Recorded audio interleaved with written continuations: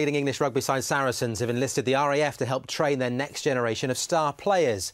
Youngsters from the club's academy have spent the last few days at RAF Halton taking part in drills that will develop team building, leadership and communication skills. Julian Evans went along to find out more.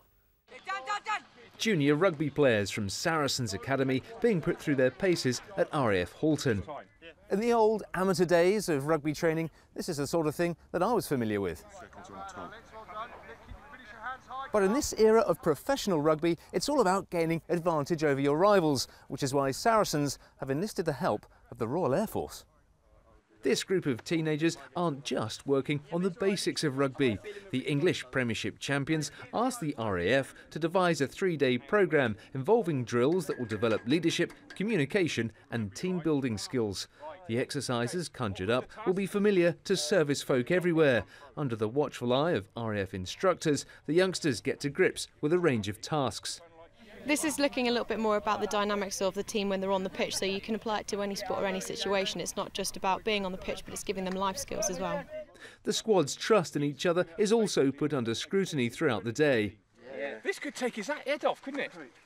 Nobody gets hurt, and for the boys' mentor, England World Cup winner Richard Hill, it's about making better players long term. It's about taking people out of their comfort zones. You know, even the likes of Martin Johnson, when we went away to some military establishments, you know, he wouldn't be necessarily the leader of the group on certain tasks because it wasn't his level of expertise. So, you know, we want some of these individuals who may not be captains for their schools or their clubs or their county to use the expertise they've learned to actually take control. This is the 4th time Sarries have worked with the Air Force. What would it mean to the service to see their temporary recruits progress in professional rugby? I think that'd be a great credit to my staff here who've come to help out, not just the Royal Air Force, but for the UK Defence and UK military in general, and the support we've given to Saracens. And I think we'd be very proud of anyone who does rock up for the first team. Crucially, the programme appears to be working for those taking part.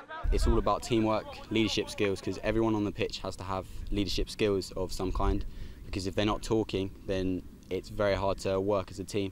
So we've gone through the stages of forming, storming, norming, and then performing. Hopefully going on from there to excelling. Know all of that.